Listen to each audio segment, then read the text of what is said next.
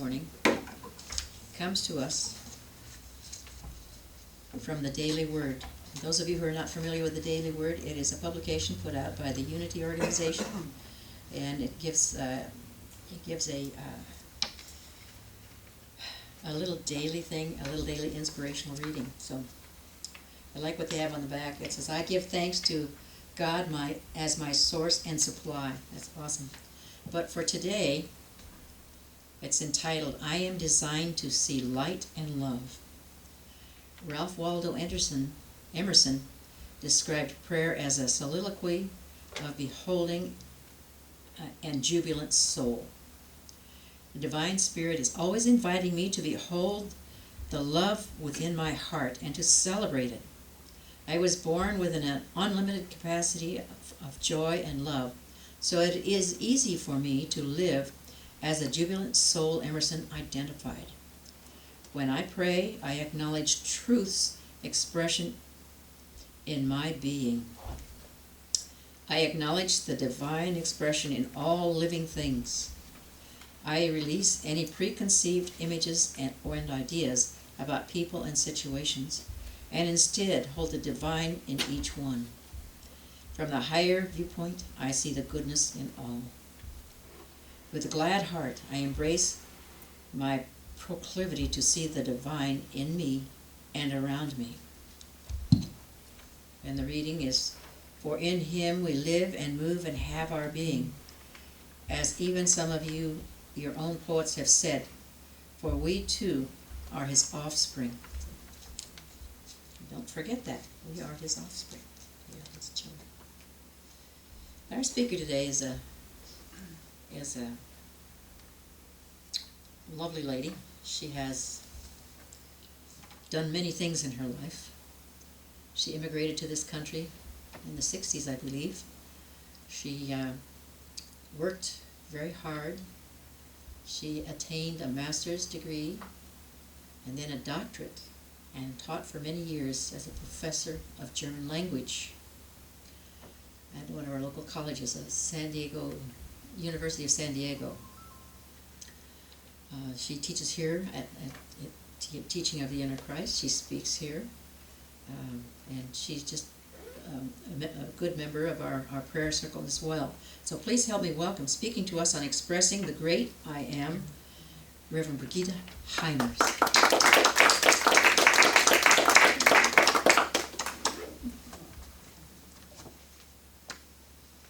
Thank you, Reverend Marianne. Good morning. Good morning.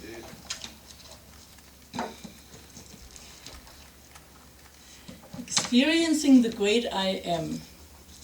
Well, as you know, our theme for this month is honoring the Great Mother. And of course, 2 weeks ago, we enjoyed Mother's Day as we celebrated our earthly mothers with great love and with great affection. My dear mother was only 58 years of age when she went over to the next dimension. And what a great lady she was. In total harmony with my dad. I could not have asked for more wonderful parents. We were 3 children in our family, and Mom and Dad treated us in very special ways. By this I mean according to our individual characteristics. They truly expressed the great I Am toward us children. As I was pondering about my title of the talk for this morning, I realized that spirit is also my internal reference point, and always has been throughout my life. During my first 25 years in Germany, I called the spirit within me that still small voice, which always gave me wonderful answers to any of my questions and gave me also direction. When I applied for a visa to the United States and I was asked whether I wanted a visitor visa or an immigration visa, it was this small voice within me which answered for me clearly and loudly, an immigration visa. Some of you may have heard that story before because I think I've mentioned it before. But interestingly enough, I did not question my decision at that time.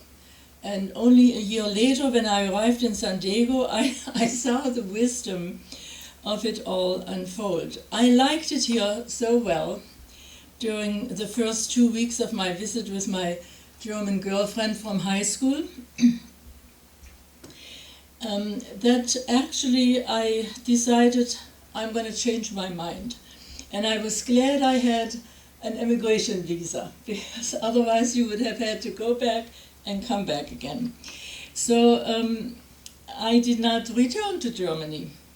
And when I found a position in my in my field of international advertising, soon thereafter I knew America was the new country for me to stay.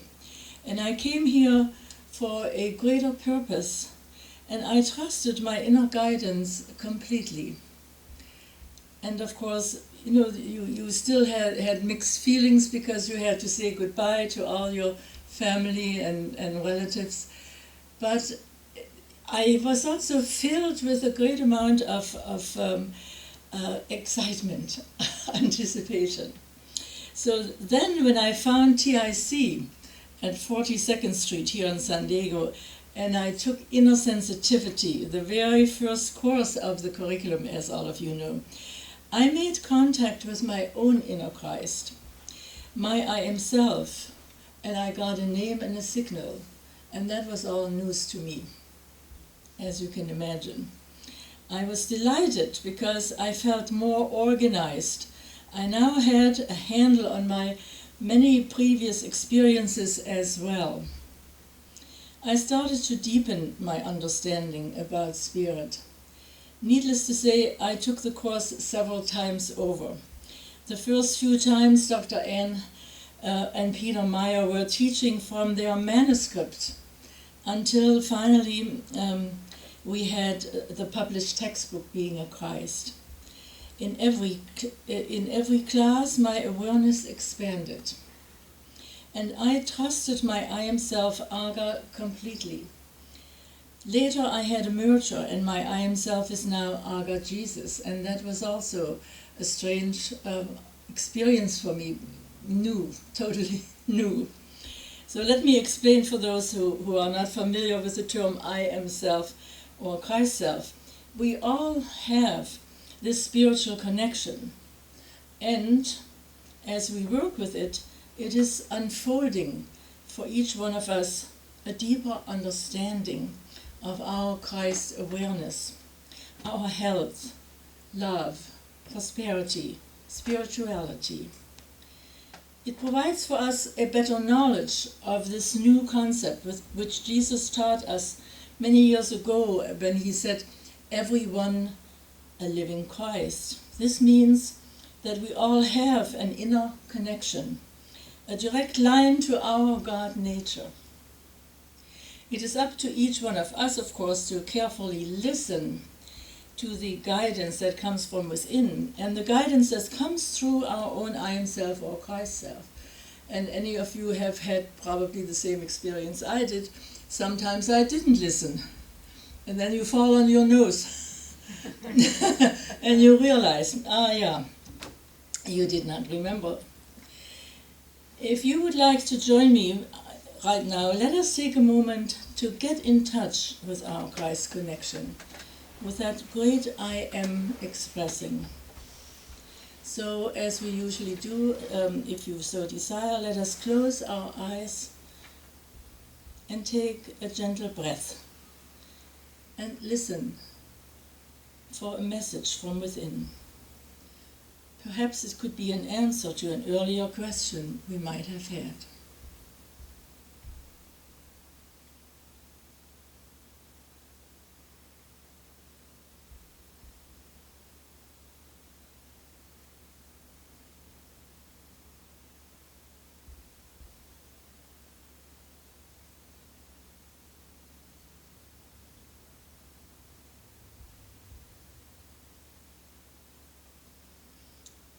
When we are ready, Let's return all the way to this room, bringing back whatever information we received. I'm always eager to learn more about that message from Jesus. Everyone a living Christ. It is such a simple sentence, and yet it has so much information in it. When I first was introduced to the teaching of the Inner Christ at 42nd Street, I had a lot of questions about this and many other parts of the lessons in the course Inner Sensitivity.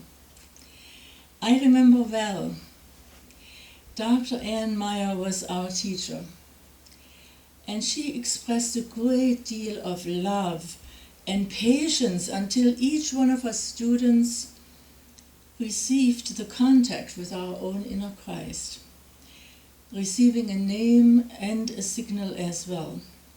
And then it was up to each one of us to start working with our I am self or Christ self on a regular basis.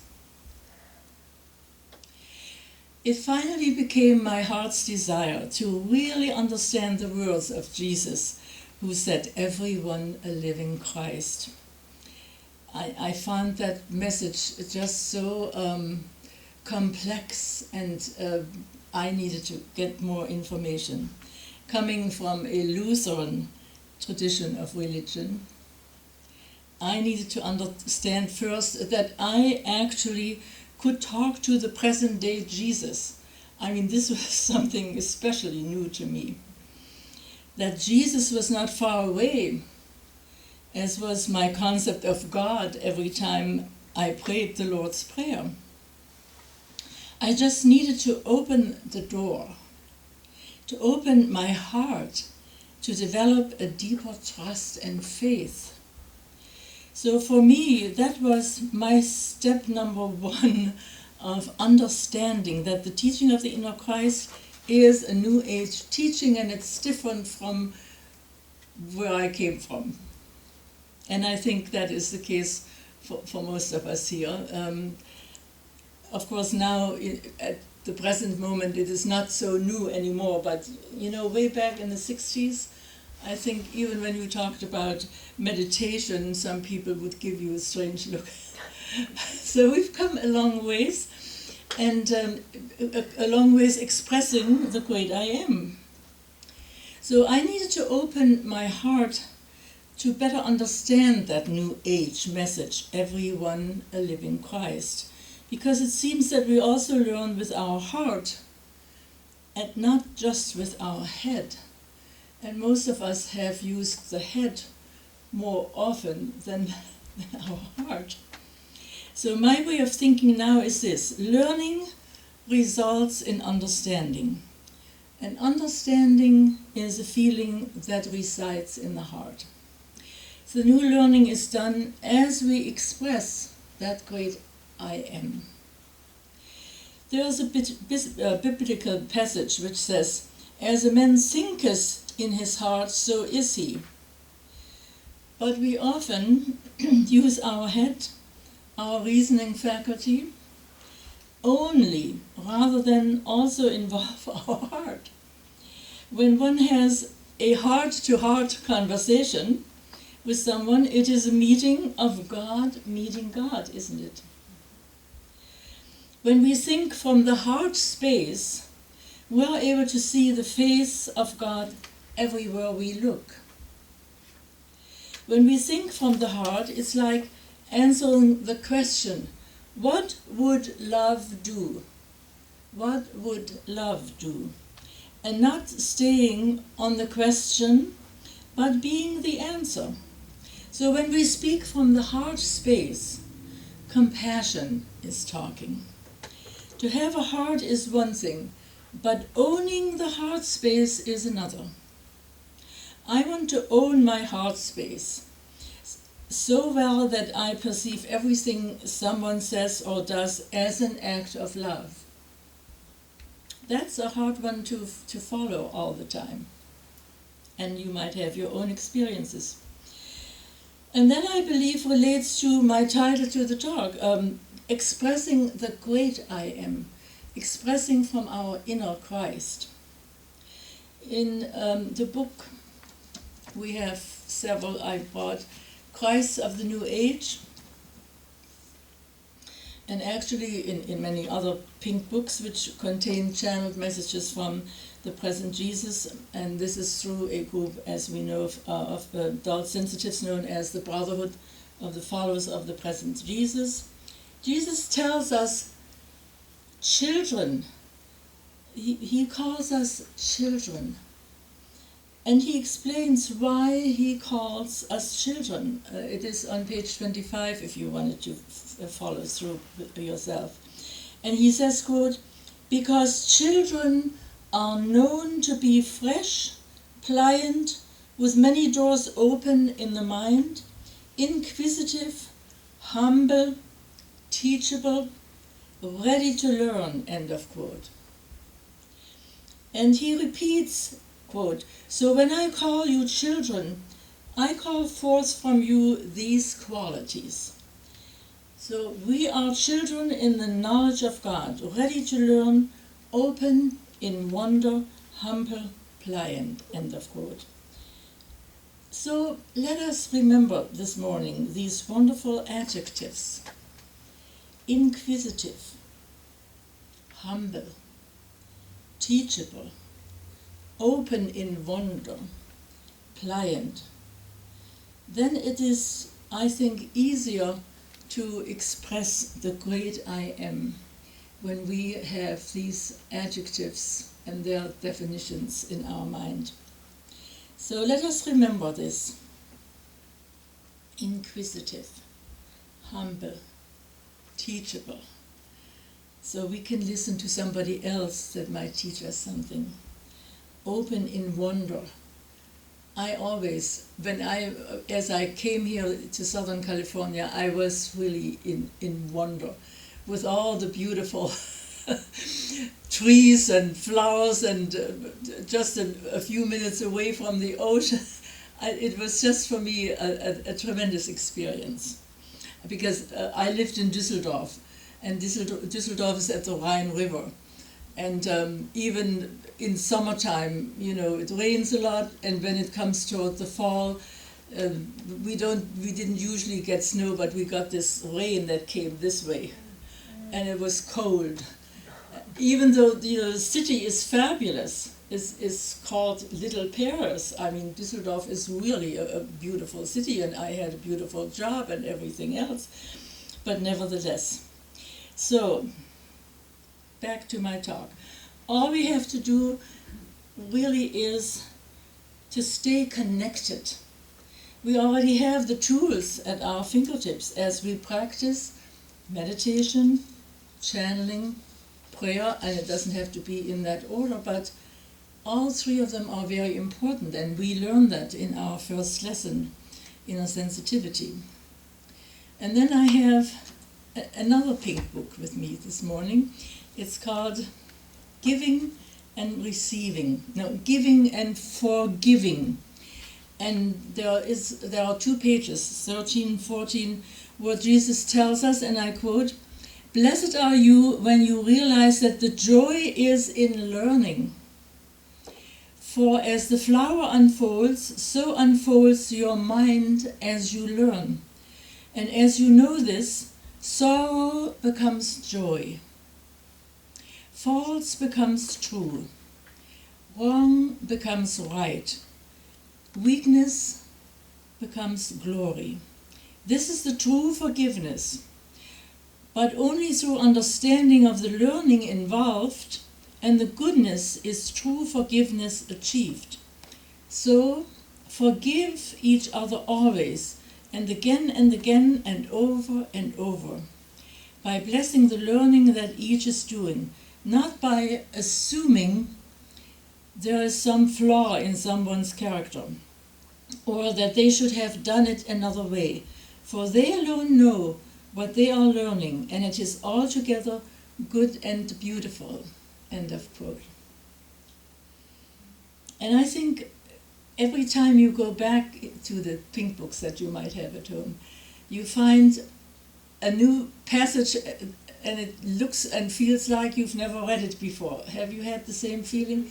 There's so much wisdom in these pink books, and that's why I love them so much. I quote them very often, and of course we have them in the bookstore, and we even have a course on the pink books, which I always think is a wonderful, refresher course to look at all of the beautiful messages that have been given to us. So as you know from my previous talks that I have given, I thoroughly enjoy flying. I think flying is an exquisite grace God has bestowed upon us. And God has done it without requiring us to grow wings. Instead, God has taught us how to build them, how to transcend the law of gravity by tapping into the laws of aerodynamics. So whenever I'm flying somewhere and looking down on this magnificent quilt of the earth, I'm eternally grateful to God for our beautiful man-made birds called airplanes. And I never take them for granted. And of course, I come from a family. My dad, he was a diploma engineer in the airplane industry. So every time there was an airplane and we were going for a walk, he would point it out to us. And so it's become second nature that we three children always heard about these airplanes. So in fact, if I am on the ground and I see or hear a plane, even now, that's overhead or coming close, I mentally salute it and I bless it on its way. Likewise, when I'm taking off or land, I put out my hands. It's just automatically when the plane takes off. I put out my hands open and invoke the power of the masters to help that plane take off easily and land smoothly. It's amazing, how many hundreds of people are in the plane, how much luggage is in there. And still that plane is taking off. And of course, my dad, he was wonderful. He would always explain to us how all of this worked. But it still is, for me, excitement. So ever since the September 11 events, I've added a prayer to my daily prayers, to my prayer list. And I speak the word that each airplane anywhere in the world is guided and protected and transports its passengers safely and without delay, because each human being is working with their Christ connection to live life to the fullest in fulfilling their life's purpose. And it is kind of interesting, when you are in that plane for so many hours. It takes at least 12 hours to get from Los Angeles to Frankfurt. And then it takes a little longer to go, to my sister. I always go with Lufthansa because I just trust Lufthansa. And my husband Friedrich and I, we always went with Lufthansa. But it is interesting how this is all come about. These tremendous amounts of weight up in the air. Think about it. It is really, it is somehow related to my talk, is expressing the great I am, because mankind has had lots of wonderful inventions, and they all have benefited us if we use them wisely. And when I hear on the news, somebody on the airplane has made a big difficulty, I always start my prayers, because I think it is very hard for the personnel on the airport, on the airplane, to calm down some of these people. I haven't had too many experiences of that, but sometimes you do. So working with our Christ consciousness is training ourselves to see through our hearts, asking to be aware of blessings so that we appreciate more of God in expression. This is where the joy is. This is where new learning turns into deep understanding, where great love is felt for being on the earth at this time. And I think it's exciting.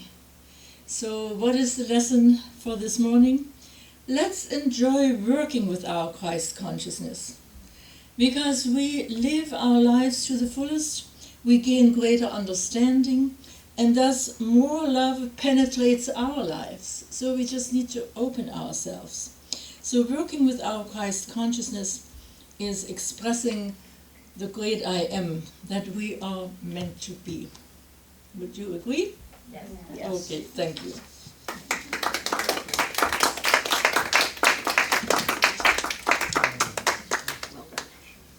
That was good.